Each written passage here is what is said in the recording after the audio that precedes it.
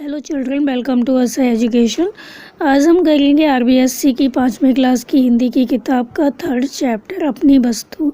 इस चैप्टर में बताया गया है कि मनुष्यों को अपना जो मूल्यवान समय है वो बेकार में नष्ट नहीं करना चाहिए, क्योंकि हम जब जाते हैं इस संसार से तो कुछ भी लेकर नहीं जाते, खाली हाथ जाते हैं। तो छोटी छोटी चीज़ों के लिए लड़ना झगड़ना, ये सब बातें करना, ये सब चीज़ें बेकार की होती हैं, क्योंकि जब हम इस संसार से जाएंगे तो खाली हाथ जाएंगे। तो हमें अपना जो जीवन है वो अच्छे कामों में लगाना चाहिए, अच्छे कर्म करना चाहिए, क्योंकि हमारे जाने के बाद ये जो अच्छे कर्म हमारे होते हैं उसी वजह से लोग हमको याद करते हैं। तो इस चैप्टर में यही बताया गया है कि हमें जो अपना जीवन है वो अच्छे कामों में लगाना चाहिए, बेकार में अपना पराया मेरा तेरा नहीं करना चाहिए। तो आइए देखते हैं कि इस कहानी में क्या है। एक महात्मा जी थे, वो कहीं जा रहे थे। तो एक साधु महात्मा जी थे, वो कहीं जा रहे थे। तो रास्ते में उन्होंने एक स्थान पर, एक जगह पर 2 व्यक्तियों को देखा जो काफ़ी ऊंची ऊंची आवाज़ में बोल रहे थे। और ये दोनों जो व्यक्ति थे इनके हाथों में लट्ठ थे। तो एक दूसरे को मारने के लिए उतावले थे, एक दूसरे को मारना चाहते थे। तो एक का कहना था कि ये जो भूमि है वो उसकी है, मैं इसका स्वामी हूँ, मैं इसका मालिक हूँ। जबकि दूसरा था, वो कह रहा था कि ये भूमि मेरी है। तो उस भूमि पर दोनों ही क्या कर रहे थे, अपना अपना मालिकाना जो हक है वो जता रहे थे और बहुत अधिक क्रोधित थे, लाल पीले हो रहे थे। मतलब बहुत अधिक क्रोध से लाल पीले होना मतलब क्रोधित होना, तो बहुत अधिक गुस्से में थे वो लोग। तो ये दोनों अपने अपनी दलीलें दे रहे थे, अपने अपना पक्ष रख रहे थे कि ये पृथ्वी जो ये भूमि है वो उनकी कैसे है। तो जो संत महात्मा होते हैं वो तो स्वभाव से ही बहुत दयालु होते हैं, परोपकारी होते हैं, सबका भला चाहते हैं। तो जो ये साधु महात्मा थे, इन्होंने मन ही मन में विचार किया कि ये दोनों जो हैं बेकार में लड़ झगड़ रहे हैं, बेकार में कहीं ज़्यादा कुछ ऐसा ना हो जाए कि एक दूसरे के ये प्राण ले लें।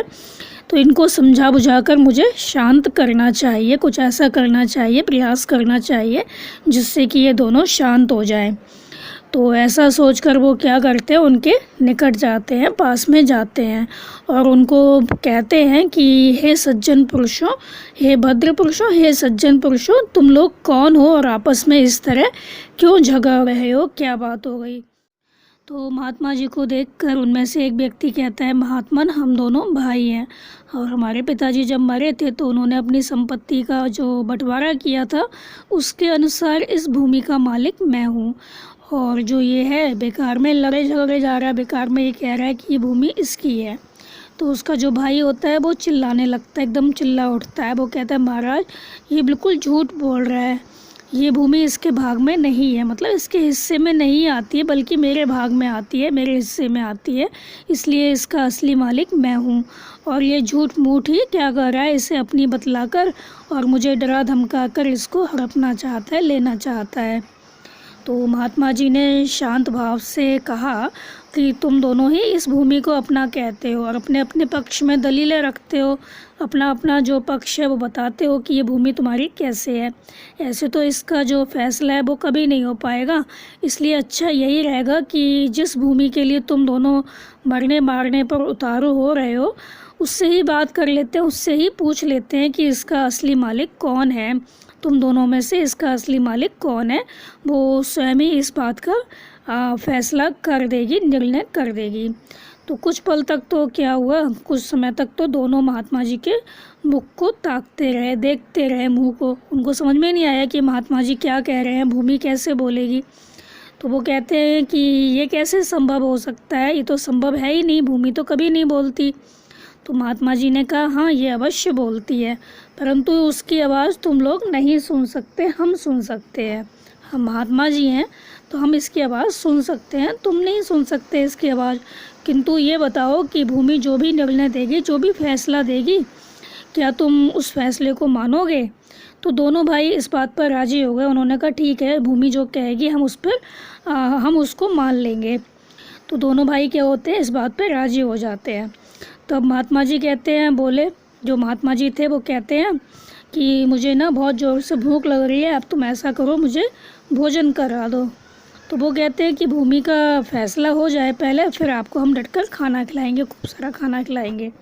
तो महात्मा जी ने कहा भूमि का निर्णय तो हो ही जाएगा, जब मैंने कहा है कि भूमि का फैसला होगा तो हो जाएगा।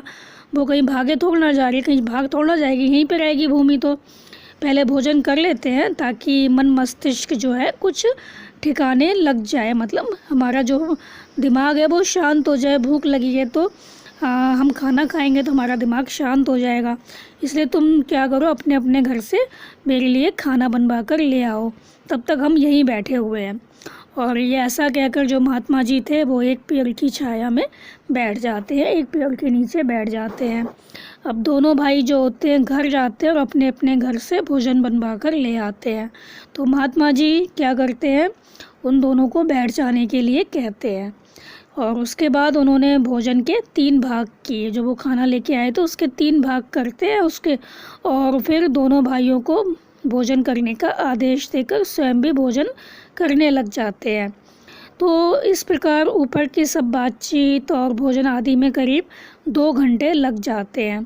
तो महात्मा जी जो ये काम कर रहे थे, ये सारा काम वो इसलिए कर रहे थे ताकि इन दोनों का जो गुस्सा है वो शांत हो जाए और इनको समझाया बुझा जा सके। मतलब इनको समझाया जा सके कि ये भूमि किसकी है, ऐसा मत करो, ये सब चीज़ें इनको समझाई जा सके। क्योंकि गुस्से में इंसान होता है वो कुछ समझ नहीं पाता, तो जैसे जैसे टाइम बीतेगा वैसे वैसे इनका गुस्सा शांत हो जाएगा। इसीलिए जो महात्मा जी थे उन्होंने ये सब किया था। वो दोनों जब भोजन से निवृत्त हो गए, मतलब उन्होंने जब भोजन कर लिया, निवट गए भोजन करके, तो काफ़ी वो दोनों शांत दिखाई दे रहे थे जो भाई थे। तो उन्होंने महात्मा जी के चरणों में विनय की, मतलब उनसे विनती की, महाराज यह भूमि तो कुछ बोलेगी नहीं, इसलिए आप ही अपना जो निर्णय है वो दे दीजिए, बता दीजिए कि भूमि किसकी है। तो महात्मा जी ने कहा हम इस भूमि से पूछकर फैसला करते हैं। यह कहकर उन्होंने क्या किया, अपना कान जो था भूमि के साथ लगा दिया। मतलब जो महात्मा जी थे वो ज़मीन पर अपना कान लगाकर सुनने लगते हैं कि क्या जो भूमि है क्या कह रही है। वैसे तो भूमि कुछ नहीं कहती, उन्होंने ऐसे ही बहाना बनाया। कुछ देर तक वो भूमि के साथ कान लगाए रहे, फिर सीधे बैठ गए और गंभीर स्वर में कहते हैं ये भूमि तो कुछ और ही कहती है, ये भूमि जो है वो कुछ और कह रही है। दोनों भाई बोले महाराज भूमि क्या कह रही है।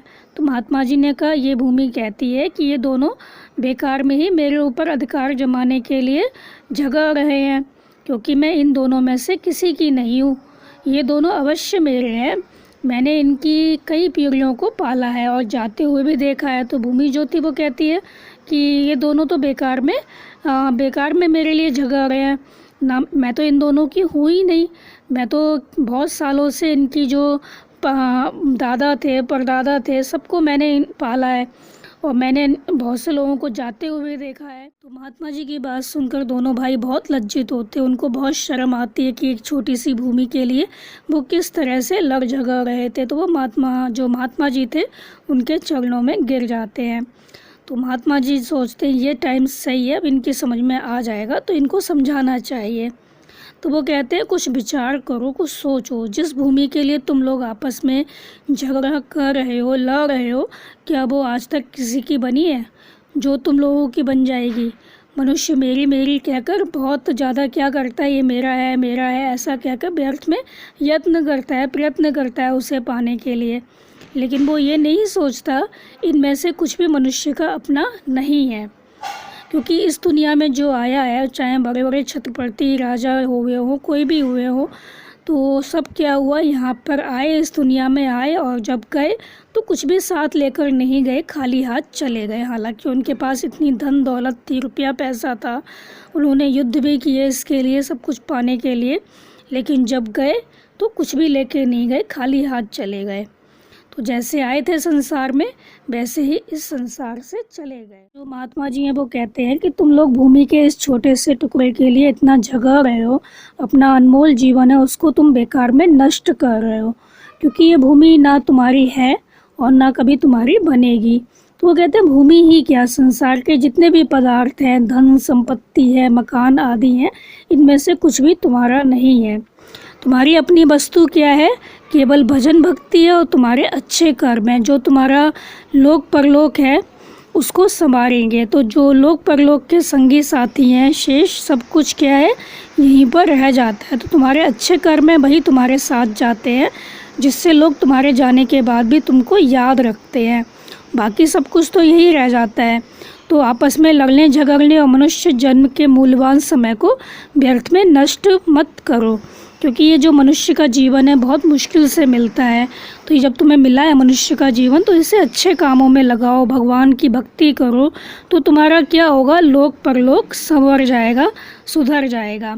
तो वो दोनों क्या करते हैं, महात्मा जी के चरणों में गिरकर अपनी जो भूल थी उसके लिए माफ़ी मांगते हैं, क्षमा मांगते हैं, और उस दिन से वो सबके साथ प्रेम का व्यवहार करते हुए अपना जो समय है वो भजन भक्ति में लगाकर अपना जीवन सफल बनाने में लग जाते हैं। तो उनको समझ में आ जाता है कि ये जो जीवन है वो एक बार मिला है, इसे अच्छे कामों में हमें लगाना चाहिए। हम खाली हाथ आए हैं, खाली हाथ हमको जाना है, हम कुछ लेकर नहीं जाएंगे।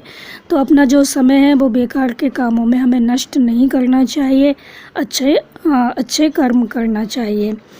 तो यहाँ पर हमारी जो कहानी है वो ख़त्म हो गई, और इस कहानी के माध्यम से यही बताया गया है कि जो मनुष्य है जो इस संसार में आया है उसे एक ना एक दिन इस संसार से जाना भी है। तो वो खाली हाथ आया है, खाली हाथ ही जाएगा। तो हमें अपना जो समय है वो बेकार के कामों में नष्ट नहीं करना चाहिए। अपना तेरा, मेरा तेरा, अपना पराया, इस तरह की जो बातें हैं वो ना करके हमें अपने काम जो है वो अच्छे रखने चाहिए, अच्छे कर्म करने चाहिए। अपना जो जीवन है वो भगवान की भक्ति में लगाना चाहिए।